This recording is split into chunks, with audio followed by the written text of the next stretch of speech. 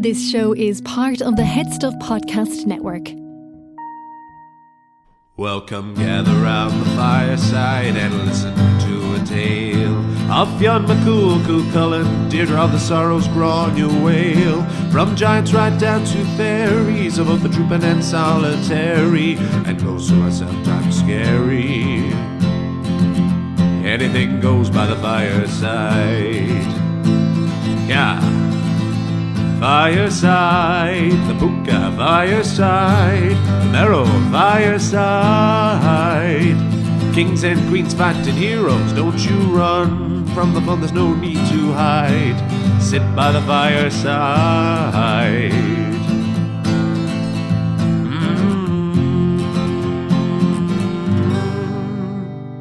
Fireside. Yeehaw. Isk, isk, isk. Fish, fish, fish. Kinnick, kinnick, kinnick. Keep it, keep it, keep it. Dimmy, dimmy, dimmy. It's gone, it's gone, it's gone. La Leonard, la Leonard. Woe to you, woe to you. Irish folk translation for the call of seagulls. The Oystercatcher's loss. Ability borrowed and never returned, bereft feet strafe by line. I cackle, bob before inhaling the smoke over the nine. Flip and trip spread my span, fish rubbish from the brine. Off the middle merchant mayhem, Duke Grafton's paste brick cobble, stained with quotes and burgundy of the adman's urban hobble. Blurred and bloated, look and hear the fear you saw before, beady yellow, bright blue contact wrapping Eccles gore. I flap as pages, balladeer, poet, at the dawning of the day. From the docks I too ring bright the Fáinne Geall on lay. I share the moral threshold of the Lestrygonian tab. I tear the Gorgonzola entrails, the bloody flowing scab. Waddle across, attempt to penetrate tunes of taverns live, where the clerk came to sniff at mother's taxless oyster dive. Limping like the blind whose style you hide behind, your seer of city, wind back neck and cry, engorging with each year. I'm here to echo gluttonies, carnal, liquid, trough, as piggishly you comp, I peck at plastic sleeping rough. Jab City written on my jagged beak, dripping with excess. Veracity raptors webbed will shrink when your blame too is less. Only then will the loss return to the oyster-catcher's nest. Hello and welcome to Fireside, the Irish storytelling podcast. Each episode of Fireside, we take a story from folklore or mythology, we retell it, have a chat about the tale itself and about the craft, the culture and the history of storytelling. My name is Kevin C. Olahan. I am your host and your Fireside Bard. Welcome to episode 154 of Fireside. Today on the Irish Storytelling Podcast, we are taking a look at the folklore behind the seagull and the oystercatcher, all wrapped up in my poem from my new collection, Gardensea, called The Oystercatcher's Loss, which you just heard there. But very first, if this is your new time listener, you're very welcome. And if you're a returning listener, as always, thank you so much for your continued support. If you have not done so already, please do follow me over on Instagram at Fireside Bard. My new poetry book, Gardensea, is out now. It has been out nearly a week at the time of recording, and I've already sent it off as close as all over the country, from the north to the south of Ireland. And I've also sent it now to Virginia, Pennsylvania, New Mexico, and Washington State in America. A few places in England as well. It's been fantastic sending them out on all over the world. It's been so gratifying. Thank you so much. For those who've already bought it, please do. If you enjoy it or anything else, just please do leave reviews for it on Amazon. Amazon is not, I need to treat as not the total enemy. That's the place where you get the Kindle version, but any reviews are incredibly appreciated there. But if any of you do want to order the book, you can do so now, either on the Kindle version on Amazon, or you can order the physical copy from headstuff.org. The link is in the description below. We can post anywhere in the world. Please do check it out if you do so want to. Gardensea. And if you really do want to support the podcast, you can do so over at headstuffpodcast.com, where you can join the ever-growing community of Fireside patrons, where you get bonus access to bonus material, not just for Fireside, but for all of the podcasts on the Head Stuff Podcast Network, and there are new ones of those each and every month. It has been nearly a whole year of Head Stuff Plus, and the transition has been fantastic. A big thank you to our most recent subscribers over on Head Stuff Plus, which is Matthew Hill, Gretchen Ingram, June Devaney, Kristen Peck, Michael Fognan, and Ethan Bartlett. Thank you so much to you and to all of the patrons who've supported, whether for a month or for the entire year since the transition over from Patreon to Head Stuff Plus. Of course, the Patreon is still open and still very much active, so thank you to all of those who have stayed over there. Head Stuff Plus is just where the focus is right now. As the bonus incentive for this month and as the end of the first year, I've sent a complimentary ebook of Gardensea to each and every one of my patrons that have asked to avail of it, and I hope all of you have enjoyed it that have received it. It's been my pleasure to send it out to you as a small token of my thanks for you supporting both me and this little podcast, now into approaching its 4th year. 3 whole years. It's been what a fantastic journey it has been so far. The story for this week, or the poem for this week, this is the 4th and final of my four poems from the collection that are very steeped and rooted in folklore and mythology of Ireland, and to explore the folklore surrounding the animals featured therein. We have had St. Kevin and the Angels, and we talked about the blackbird and the eagle. We've had Fox and Bully talking about the fox and the wolf. And last week we had Chris Weaver talking about the seal and about other sea folklore as well. But here we have probably the most unusual of all 4. The other animals are all very, very popular within various folklores and mythologies around the world. But our 2 characters for this week, one of which you may not have heard of at all, and the other you've certainly heard of, but you probably don't have any kind feelings for.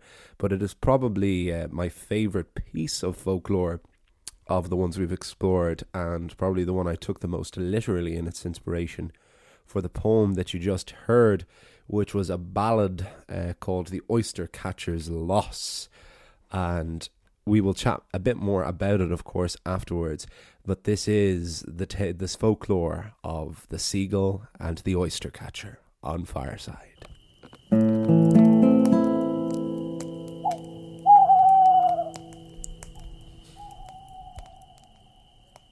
The Oystercatcher's Loss. Have you ever come across an oystercatcher?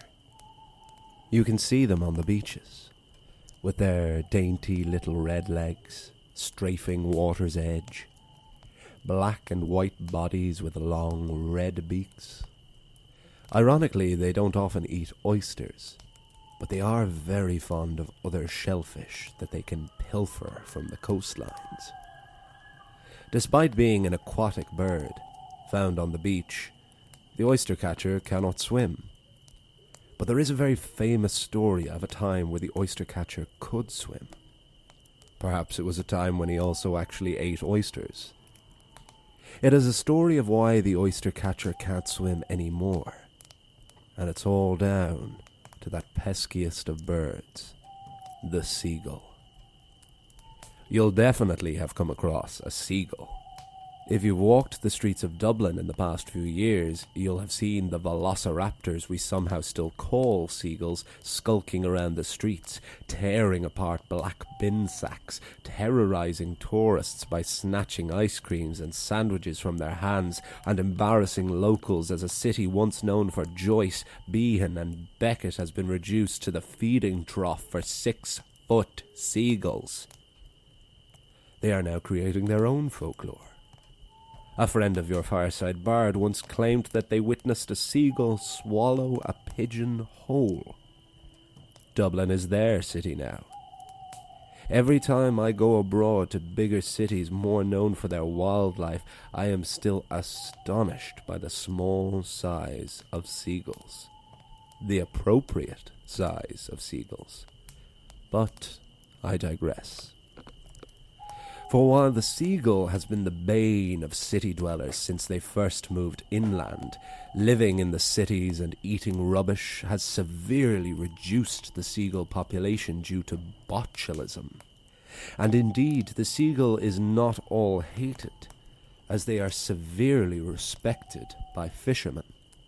Like seals, the folk belief was that seagulls were the returned souls of drowned fishermen, remaining close to and helping out their former friends. If a fishing boat was out at sea and a seagull was pestering them, eating their bait, the fisherman would still not harm the seagull, for the seagull would show the fisherman exactly where to fish. Similarly, it was believed that a seagull going inland was a sign of a storm to come. In Ulster and Scotland, this was expressed in a rhyme. Seagull, seagull, sit on the sand, it's never good weather when you're on the land. As we watched the seagulls cackle, wail and bob in our rivers and oceans, it's hard to imagine, but once the seagull could not swim. And this, as you may have guessed, is where we return to the Oystercatcher. There was a wedding in County Donegal near Tory Island, and all the birds who could swim were invited. The Oystercatcher could swim, but was introverted and didn't want to go to the wedding. The seagull, on the other hand, was social and outgoing, but couldn't swim, and so wasn't invited. So the seagull went to the Oystercatcher and said, "May I borrow your webbed feet? Just for the day, you understand, especially if you don't want to go to the wedding." The Oystercatcher replied, "Okay, I will trade your spindly legs for my webbed ones, but you must return them after the wedding." The seagull could do one thing that the Oystercatcher couldn't, which was to whistle. So the seagull said, "How about if I give you my power to whistle for the day? Just so you trust that I'll return." This sweetened the deal for the Oystercatcher, and she agreed. The seagull took the Oystercatcher's legs and paddled gleefully out to the wedding. He had such a good time, and suddenly enjoyed all of the pleasures of being a real aquatic bird. He enjoyed himself so much, he decided he wouldn't ever give the Oystercatcher back her feet. And to this day, the Oystercatcher still walks up and down the coastlines crying out for her lost feet, and the seagull still bobs and cackles in the water, laughing at the Oystercatcher's loss. The Oystercatcher did hang on to the seagull's ability to whistle, but it equates to a lonely cry for what she once had. A shannockle, or Old Irish saying, rose around this tale. Isacht na roli don fuelon. Take that again. Isacht na roli don fuelon. The Oystercatcher's loan to a seagull, to mean a loan that is never repaid. So, neither a borrower, nor a lender, nor a seagull be. But the seagull is not the only one to laugh, for the seagull once made a bet with another aquatic bird about who would rise earliest in the morning. It was the duck who arose first and laughed at the seagull with its trademark whack, whack, whack. So the duck laughs at the seagull as the seagull mocks the oystercatcher. But the oystercatcher is also believed to be blessed, for it is believed that when Saint Bridget was on the run from the authorities for some heretically perceived crime, she came and collapsed on the beach and hid in a sand dune. The oystercatcher came along and pulled pieces of seaweed all over Saint Bridget, and the future saint blessed the bird by placing a faint cross on their chest. In Ulster, it was even believed that it was Jesus Christ himself who was fleeing from persecution and collapsed by the Sea of Galilee, and that it was he who was covered by the kind oystercatcher. The sign of that cross, whether from Bridget or Jesus or nature, is still borne on the chest of the oystercatcher. Some know the bird as Gulla Bríde, or Bridget's page, and it is said that its faint call translates to "Be glick, be glick," or "Be wise, be wise."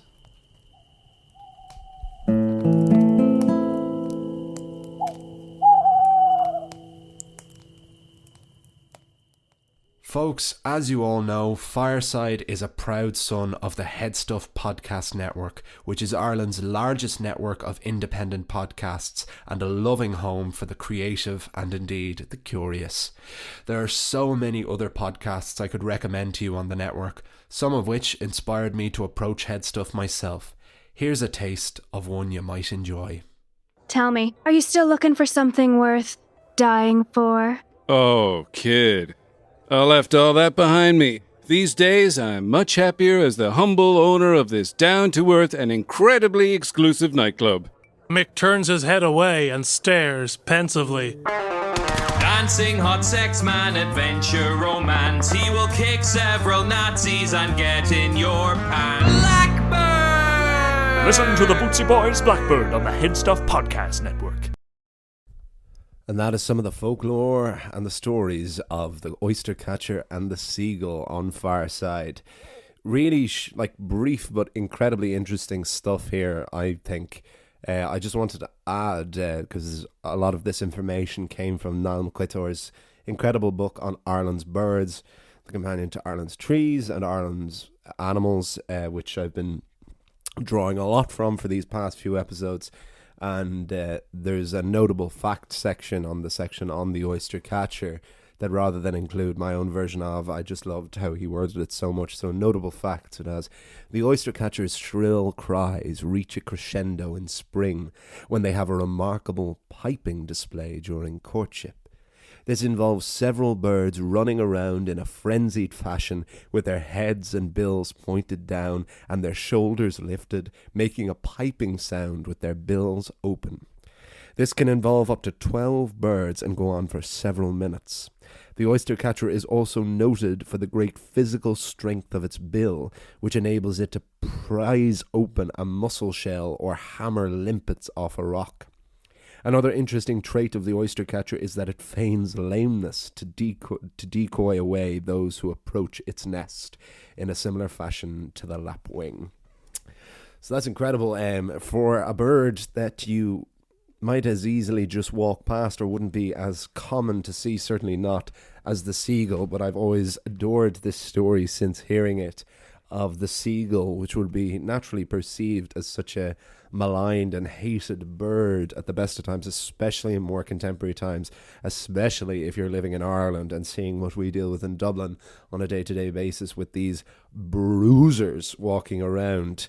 It's wonderful to imagine a time where the seagull couldn't swim and stole this possession off the poor oystercatcher, a bird with a name so aquatic and who lives exclusively on the beach, who cannot swim. And if you ever see them and just see them scurry, even look it up if you've never come across one, look up a video of them on YouTube and just see how they scurry up and go in with the tide and out with the tide. And I adored this, and the idea for this poem, The Oystercatcher's Loss, I've always loved the ballad structure. It's always been my favourite of constructed forms because it's the storytelling form. It's as simple as that. So flexible, so non-pretentious, you know, it's simple. It's viewed as childlike or simple, which it is. It's the natural form as well. It's how we think, and as children, or like if anyone is asked the idea of writing a poem, it is the ballad structure that they will naturally fall into. The 1 2 3 4 1 2 3 1 2 3 4 1 2 3. So this poem is actually in the longer ballad structure, which is six lines, which goes A B C B D B, and that is a ballad sign, a structure that is used in the likes of The Walrus and the Carpenter. Speaking of oysters, actually. And how this came about was I was in the poetry course I was studying at the Oxford School of Poetry. We did a module on songs of the sea, and the piece we were studying mainly was the Rime of the Ancient Mariner, the absolute masterpiece by Samuel Taylor Coleridge, in which a sea captain goes out to sea and kills an albatross, and grave misfortune falls upon the crew and the ancient mariner for the crime of killing this innocent bird, and he wears the bird around his neck, and the whole tale is recounted to a man at a wedding. And it's this big, long, epic poem, incredibly famous. I'm sure many of you might know it, but if you don't, it's really worth checking it out. But it's written in this ballad style, and I had to write a sort of response to it. So I wanted to write this contemporary Dublin ancient mariner style kind of piece for that, and for it to keep it a bit of crack and keep it fun. So I thought surely my albatross would be the seagull, and writing a piece about the seagull then ended up me incorporating the story of the Oystercatcher. So I've set the piece on Duke Street, which is just in Dublin's south side, and it's very much the literary street of Dublin. It's where Davy Byrne's pub is, which is one of the last pubs that features in Ulysses. It used to be the site of Burton's restaurant. An entire chapter of Ulysses is set on Duke Street. Also on Duke Street is the Bailey Bar. The owner of the Bailey Bar was one of the people who celebrated the very first Bloomsday, along with Flann O'Brien and Patrick Kavanagh. And it is in the Bailey Bar that supposedly Patrick Kavanagh and Luke Kelly, the singer, met up. And whether it was Kelly asking for permission or Kavanagh asking him to do this, but that is where it was agreed that Patrick Kavanagh's great poem Raglan Road would be set to music, and that it would be sung by the great Luke Kelly, which is, I think it was voted Ireland's favourite folk song, even though it isn't a folk song, it's a poem. That's a contemporary poem that was adapted to music. But there's a wonderful fact about that the tune, the air that Raglan Road is sung to, is an old Irish tune called Fáinne Gal an Lé, which means the dawning of the day, which is a phrase within Kavanagh's poem. So it seems like Fáinne Gal an Lé and Raglan Road were always fated to be matched together and paired together, and the adoration that song so rightly has, I remember it's probably one of the songs I've been singing the very longest. I remember first reading it in school when I was 10 or 11 and singing it that year, and I've always loved it since. So the idea of the Oystercatcher's loss was imagining this literary world now taken over by these seagulls who represent this sense of gorging gluttony as they peck and tear away at bins and threaten to take over this city. And the idea of this poet, this insecure speaker in it, with this seagull representing all of his insecurities of gorging and gluttony. And so, to finish off this piece, I've gone into this because I realised I didn't go into some of the other poems as much, because I suppose I don't know if it's really of interest. This is a folktale storytelling podcast. Gardensea has very much come from this podcast. There would be none of the book without this. But as this is very much a story song or story piece, it seemed it felt more right and more justified to chat a bit more about it. So I hope you have enjoyed that, or it hasn't bored you too much. As always, let me know. Send me messages either on Instagram, FiresideBard, or email me at thefiresidebard@gmail.com. Perhaps those of you who have the book at home who listen to the podcast, you can read along with this one now as we reread it. But one more time, this is The Oystercatcher's Loss.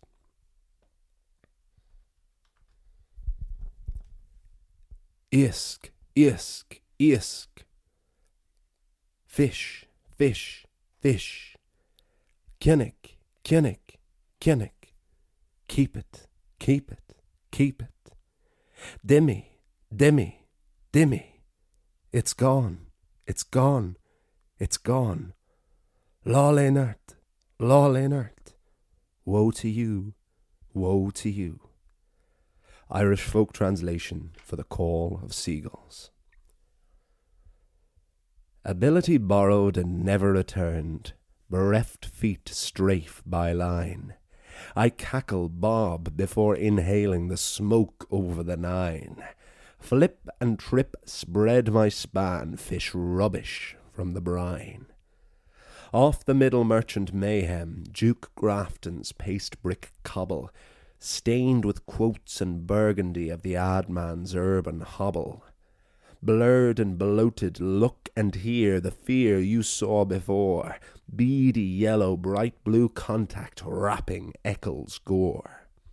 I flap as pages, balladeer, poet at the dawning of the day. From the docks I too ring bright the Fornia gyal on lay. I share the moral threshold of the Lestrygonian tab. I tear the Gorgonzola entrails, the bloody flowing scab. Waddle across, attempt to penetrate tunes of taverns live, where the clerk came to sniff at mother's taxless oyster dive. Limping like the blind whose style you hide behind your seer, of city wind back neck and cry engorging with each year. I'm here to echo gluttony's carnal liquid trough, as piggishly you comp I peck at plastic sleeping rough. Jab City written on my jagged beak, dripping with excess. Veracity raptors webbed will shrink when your blame too is less. Only then will the loss return to the oystercatcher's nest.